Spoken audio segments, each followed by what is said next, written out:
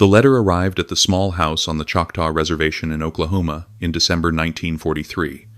It was the kind of envelope every family dreaded official War Department stationery, thin and impersonal. Sarah Mitchell's hands shook as she tore it open, already bracing herself for the words that would tell her son was dead. But what she found was somehow worse, missing in action and presumed captured. Robert Mitchell had disappeared somewhere in the Philippines, on the Bataan Peninsula, half a world away. And Sarah would not know if her son was alive, where he was being held, whether he was suffering, maybe for years, maybe never. What Sarah didn't know, what she couldn't know, was that at that very moment, her son was barely clinging to life in a Japanese prisoner of war camp, one of thousands of American soldiers who had survived what would become known as the Bataan Death March. According to historical records, prisoners walked 75 miles on foot through jungle heat with minimal water or food, and guards showed no mercy to those who fell behind. Robert had witnessed men perish from thirst while walking past streams they weren't allowed to drink from. He'd seen soldiers face severe consequences for stopping to help their friends. He'd stepped over the fallen, left on the side of the road, and he wasn't alone. Walking beside him through that ordeal were hundreds of other Native American soldiers: Cherokee, Navajo, Sioux, Comanche, Pima, Choctaw, all of them facing the same nightmare. Men who had volunteered to fight for a country that still denied many of them the right to vote. Men who came from reservations where poverty and discrimination were facts of daily life. Men who were now prisoners of an enemy that saw them as less than human, while serving a country that often saw them the same way. Robert Mitchell survived the Death March.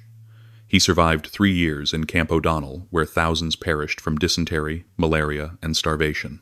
He survived by becoming invisible, by enduring, by holding on to a single memory, his mother's voice singing a Choctaw lullaby. Every night in that camp, as men passed away around him in the darkness, Robert would whisper the words of that song to himself. It was the only thing that reminded him he was still human. But survival had a price that no one back home could understand. The story of Native American prisoners of war is one of the most overlooked chapters in American military history. These men endured capture, harsh treatment, and years of brutal captivity in wars from the Pacific Islands of World War II to the jungles of Vietnam to the deserts of Iraq. They came home, those who came home, carrying wounds that never healed, memories they could never share, and the knowledge that their sacrifice would be largely forgotten by the nation they had served. This is their story. Not all of it that would be impossible, but enough to honor what they endured, what they lost, and what they somehow managed to keep alive even in the darkest places humanity has ever created. When America entered World War II in December 1941, Native Americans enlisted in numbers far exceeding their percentage of the population. An estimated 44,000 Native Americans served during the war, out of a total Native population of less than 350,000. They served in every theater, in every branch, in every capacity. And when American forces in the Philippines were overwhelmed by the Japanese offensive in early 1942, hundreds of Native American soldiers found themselves among the 75,000 Filipino and American troops who surrendered on Bataan, the largest surrender in American military history. According to military historians, the Bataan Death March began on the 9th of April 1942. Japanese forces, expecting to capture maybe 25,000 prisoners, instead found themselves with 3 times that number. They had not prepared adequate food, water, or transportation. Their solution was to march the prisoners 65 miles to Camp O'Donnell, a former Philippine Army camp that would become a place of immense suffering. The march took 5 to 10 days, depending on when a prisoner started and how fast they could walk. Temperatures soared above 100 degrees. The prisoners, already weakened by months of combat on half rations, were given almost no food or water.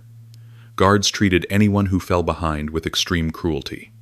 Men who stopped to help their friends faced severe consequences. Prisoners who tried to drink from roadside streams were stopped violently. Those who didn't survive were left where they fell.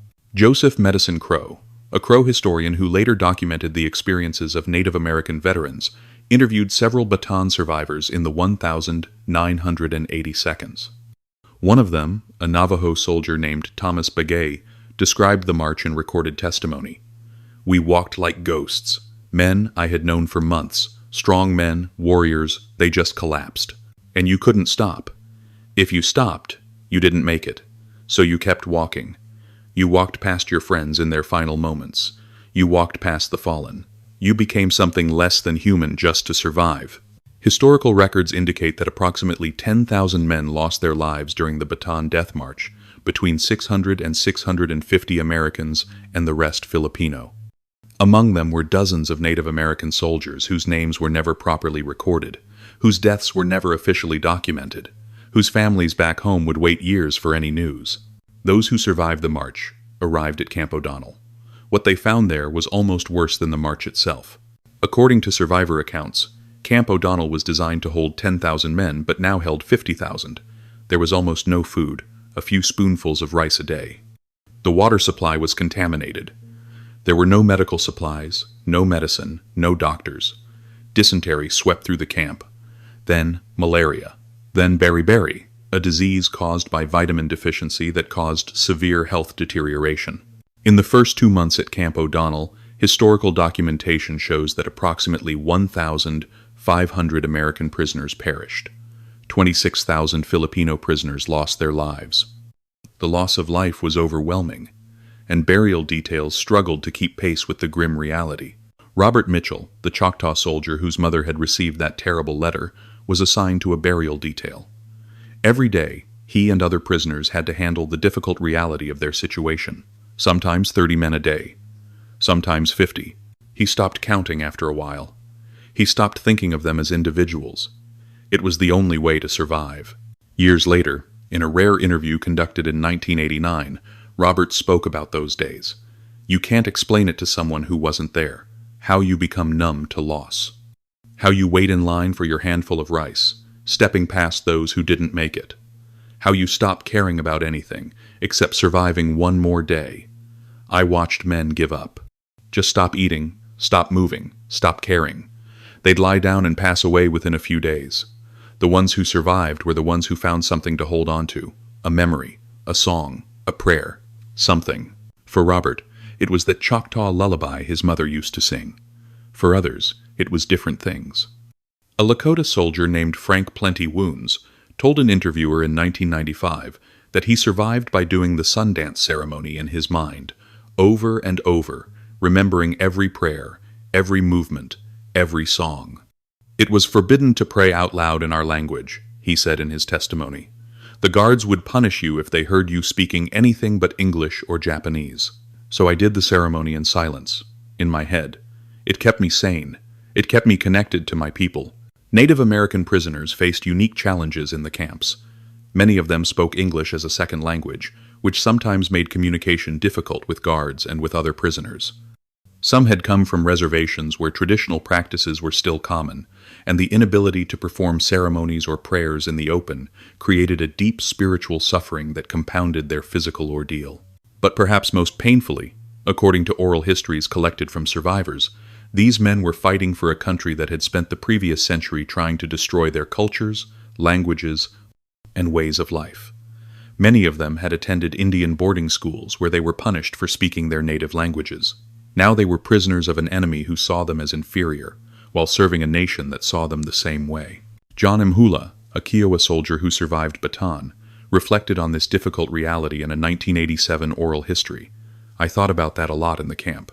Here I was, barely alive, serving America, and I remembered being 8 years old at the boarding school, getting punished for speaking Kiowa. I remembered my grandfather telling me about the cavalry coming to our camp, causing such pain to our people, and I was suffering for that same country. It made you think about what loyalty means, what honor means. But we didn't fight for the government. We fought for our families, for our tribes. That's what kept us going. After several months, the Japanese began transferring prisoners from Camp O'Donnell to other camps and eventually to work details throughout the Pacific. Some prisoners were shipped to Japan itself, packed into the holds of what became known as hell ships, cargo vessels, where prisoners were crammed so tightly they could barely breathe, with no sanitation, minimal food and water, and tropical heat that caused many casualties during the voyage. Ira Hayes, the Pima soldier who would later become famous for helping raise the flag on Iwo Jima, had a cousin named Kenneth Hayes who was captured on Bataan.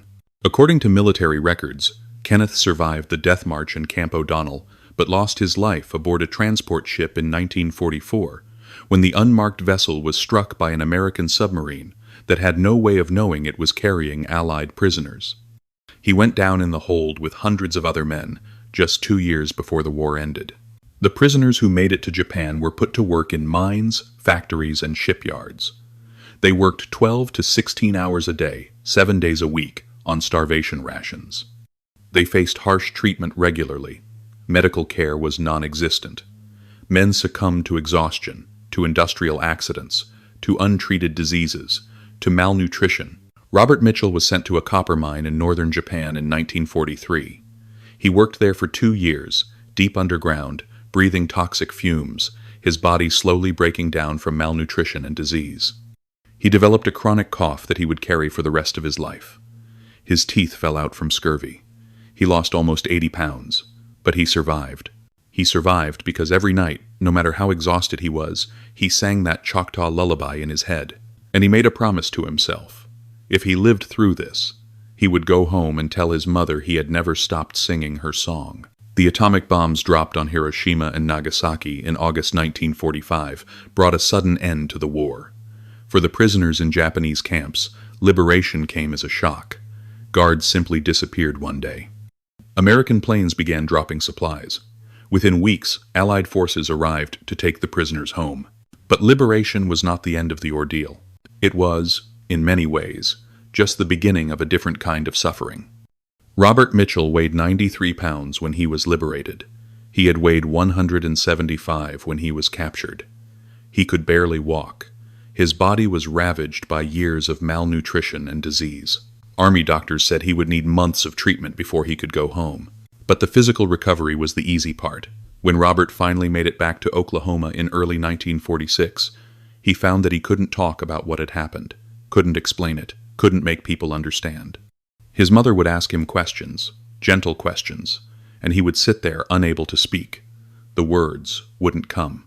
Or when they did come, they came out wrong, describing things that sounded impossible, unreal. People would say, "Thank God you're home safe," Robert recalled decades later, and I would nod and smile, but I wasn't safe. I was still in that camp every night when I tried to sleep. I was still on that death march every time I closed my eyes. I came home, but part of me never left that place. This was true for almost all the Bataan survivors. They came home to a nation that wanted to celebrate victory and move on, that didn't want to hear about the difficulties of captivity, that found the stories of starvation and prison camps uncomfortable and depressing. Many survivors simply stopped talking about their experiences. They buried the memories deep and tried to build normal lives on top of that buried trauma. For Native American survivors, there was an additional layer of isolation. They returned to reservations where poverty and unemployment were endemic, where opportunities were limited, where the psychological support they desperately needed simply didn't exist. The Veterans Administration was theoretically supposed to help them, but VA hospitals were often hundreds of miles from reservations, and many Native veterans found the bureaucracy impenetrable and the staff indifferent or sometimes even hostile. Thomas Begay, the Navajo Bataan survivor, returned to the reservation in New Mexico in 1946. He tried to talk to a VA counselor about his nightmares, his inability to eat normally, his severe anxiety. The counselor told him he just needed to forget about it and move on. No treatment was offered, no follow-up was scheduled. Thomas went home and didn't seek help again for 30 years. "I thought I was losing my mind," Thomas said in a 1984 interview. "I'd wake up in distress. I couldn't eat rice, it reminded me of the camp. Loud noises would make me drop to the ground. I drank to try to forget. I pushed everyone away because I couldn't explain what was wrong with me, and there was no help. No one understood. The doctors didn't understand Native people, and they didn't understand trauma, so you just suffered in silence." What Thomas and the others were experiencing was what we now call post-traumatic stress disorder, though that term didn't exist yet.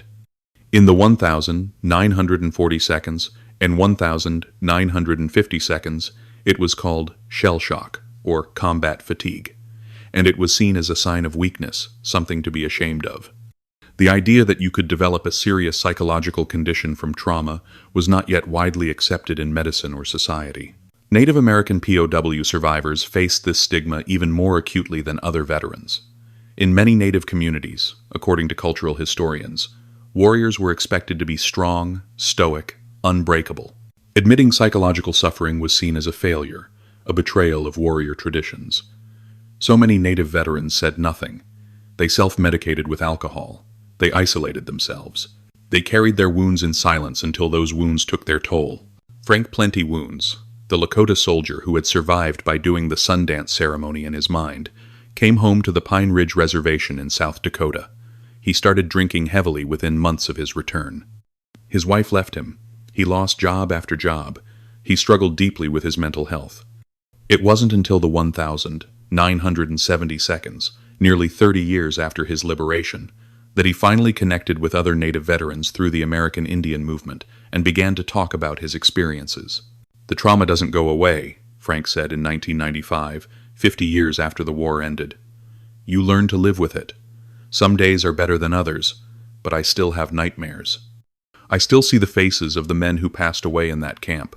I still hear the sounds. You don't get over something like that. You just learn to carry it." While the Bataan Death March and the Philippine camps were the most notorious examples of American POWs in World War II, Native American soldiers were held prisoner in other theaters as well. Several were captured during the Battle of the Bulge in December 1944 and held in German POW camps. Others were captured in North Africa or Italy. And while conditions in German camps were generally better than in Japanese camps, the Germans mostly followed the Geneva Conventions. It was still a harrowing experience of captivity, uncertainty, and suffering. But World War II was not the end of the story. Native American soldiers continued to serve in every subsequent American conflict, and some of them would once again find themselves prisoners of war, facing new enemies and new forms of hardship and captivity. The Korean War, which began in 1950, introduced a new challenge for American prisoners: systematic psychological pressure and political indoctrination, what became known as brainwashing. Communist Chinese and North Korean captors subjected American POWs to intense psychological tactics, trying to break them down and turn them against their country. Charles George, a Cherokee soldier from North Carolina, was captured in Korea in November 1950 during the Chinese entry into the war. He spent nearly 3 years in a North Korean prison camp where the physical conditions, while difficult, were not quite as severe as the Japanese camps had been. But the psychological warfare was relentless. According to historical documentation, prisoners were forced to attend daily education sessions where they were lectured about political ideology. They were required to write confessions of supposed crimes. They were subjected to sleep deprivation, isolation, and constant interrogation. Those who resisted faced serious consequences: physical mistreatment, solitary confinement, or denial of food. Charles later described the experience in his testimony. "They were trying to get inside your head.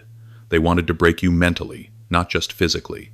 They'd tell you America had abandoned you, that your family had forgotten you, that you were a criminal, day after day, hour after hour. Some guys broke. They'd sign the confessions, make the statements. You couldn't judge them. Everyone has a breaking point." Native American POWs in Korea faced additional psychological pressure, according to declassified military reports. Their captors knew about the history of American treatment of Native peoples, the massacres, the broken treaties, the forced relocations. Chinese interrogators would use this history as a weapon, arguing that Native Americans had no reason to be loyal to a government that had oppressed them. They'd say, "Why are you fighting for the white man? The Americans harmed your people, took your land. You should be fighting with us against the imperialists," Charles recalled in his oral history. And the thing was, they weren't wrong about the history. Everything they said about what America did to Native people was true. But it wasn't that simple. We weren't fighting for the government. We were fighting for our families, our communities, for each other. That's what they never understood. Charles George survived his captivity and was repatriated in 1953. He came home to North Carolina, tried to readjust to civilian life, and struggled like so many before him. He passed away in 1996, having spoken publicly about his POW experience only a handful of times. The Vietnam War brought new challenges and new suffering for American POWs. The North Vietnamese prison system, particularly the notorious Hanoi Hilton prison in the capital, became known for systematic, harsh treatment of American prisoners, particularly Air Force and Navy pilots who had been shot down. Among those pilots was a man named J. Silverheels Jr., nephew of the famous Native American actor who played Tonto. Jay was a Mohawk from Canada who had joined the U.S. Air Force and became an F-4 Phantom pilot. He was shot down over North Vietnam in 1967 and spent nearly 6 years as a prisoner of war. According to declassified military records, the conditions in the Hanoi Hilton were extremely difficult. Prisoners were kept in tiny cells, sometimes in solitary confinement for months at a time. They faced harsh treatment routinely, physical mistreatment, stress positions that lasted for hours, restraints that caused lasting damage. The North Vietnamese were trying to extract propaganda statements and confessions of supposed war crimes. Jay endured treatment that left permanent damage to his shoulders and knees. He spent 14 months in solitary confinement. He lost more than 50 pounds. But he resisted, using the code of conduct to guide him. Give only name, rank, serial number, and date of birth. What kept Jay alive, according to his later testimony, was a mental practice he learned from his grandfather. Before he had joined the Air Force, his grandfather, a traditional Mohawk elder, had taught him how to separate his consciousness during times of hardship or fear. It was part of traditional warrior training. When they were causing me suffering, Jay said in a rare interview in 1985, I would go somewhere else in my mind. I would see myself back home, fishing with my grandfather, listening to the old stories. My body was in that prison, but my spirit was free. That's what they couldn't break. Jay was released in 1973 as part of Operation Homecoming, when North Vietnam released American POWs as part of the peace agreement. He came home to a country that was bitterly divided over the war, where Vietnam veterans, especially those who had been POWs, faced complex reactions from both sides of the political divide. Some Americans saw POWs as heroes who had suffered for their country. Others saw them as participants in a controversial conflict. Jay found that people either wanted to celebrate him without understanding what he'd been through, or they wanted nothing to do with him because of what the war represented. Nobody wanted to hear the truth, Jay said in his testimony. They wanted either the hero story or the victim story. Nobody wanted to hear about what it's actually like to be held prisoner for years, to lose so much time from your life, to come home and find you don't fit anywhere anymore. Jay struggled with PTSD, survivor's guilt, and readjustment to civilian life. He went through 2 divorces. He battled substance abuse. But he also became an advocate for POW, MIA issues, and for Native American veterans' rights. He spent years working to improve mental health services for Native veterans, drawing on his own painful experiences to help others. The wars in Iraq and Afghanistan have also seen Native American service members face capture, though thankfully in smaller numbers due to the nature of those conflicts. But each capture, each period of captivity, each release has been followed by the same pattern: physical recovery, psychological struggle, and a society that doesn't quite know how to honor what these veterans have endured. Specialist Lori Piestawa, the Hopi soldier who became the first Native American woman to lose her life in combat during the Iraq War, was traveling in the same convoy as Private Jessica Lynch when they were ambushed in March 2003.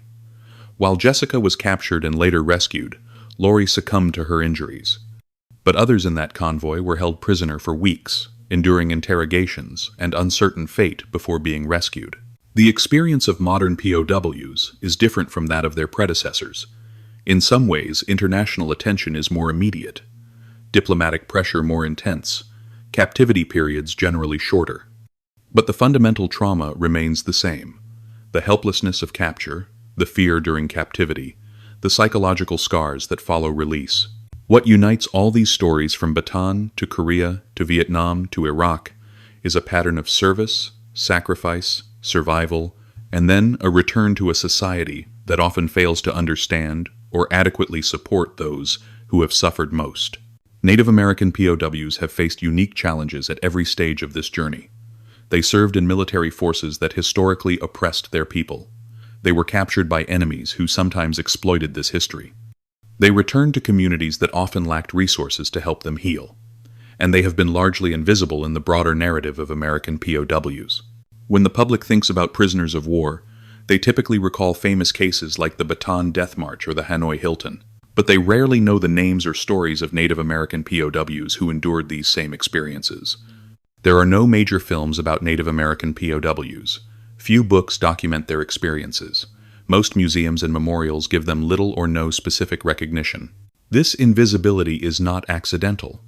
It reflects broader patterns of how Native American military service has been systematically overlooked and undervalued throughout American history. According to military historians, Native Americans have served in every American conflict since the Revolution, often in disproportionately high numbers. Yet their service has been treated as a footnote, their sacrifices taken for granted, their stories left untold. For POWs specifically, this invisibility has had real consequences. It has meant less research into the unique challenges they faced, less support for their specific needs, less recognition of their suffering and sacrifice.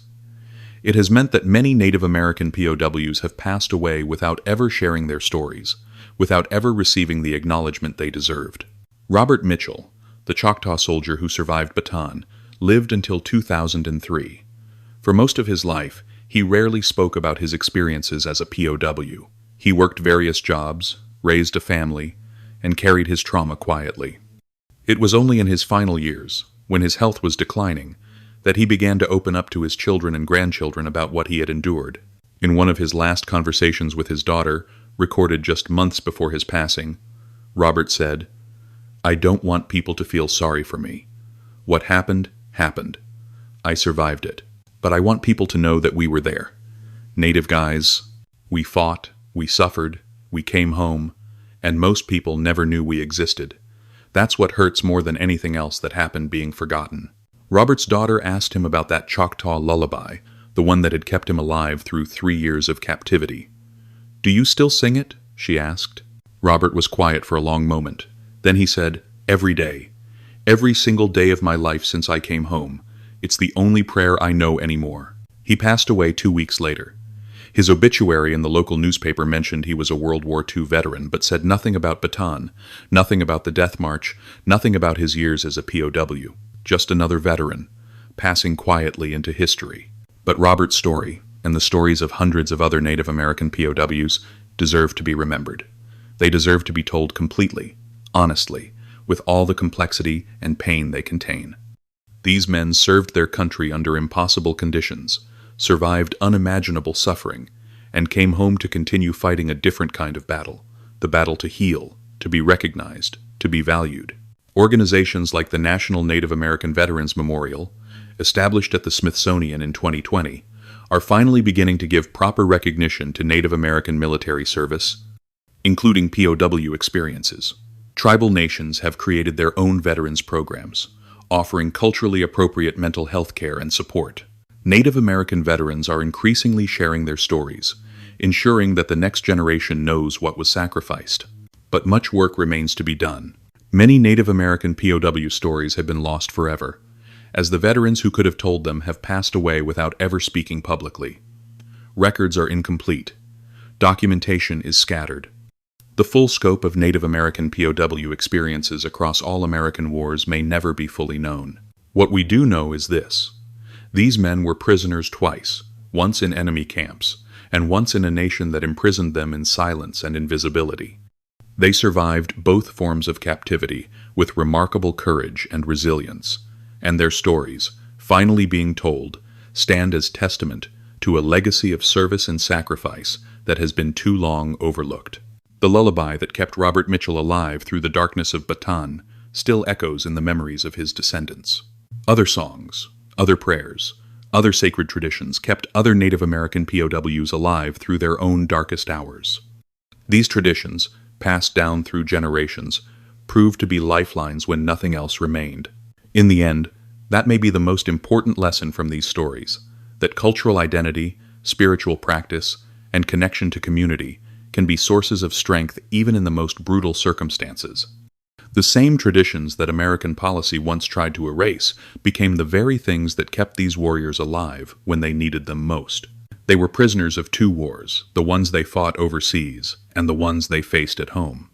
But they were also survivors, warriors in the truest sense, and their stories deserve to be remembered, honored, and passed down to future generations as part of the larger story of Native American resilience, courage, and sacrifice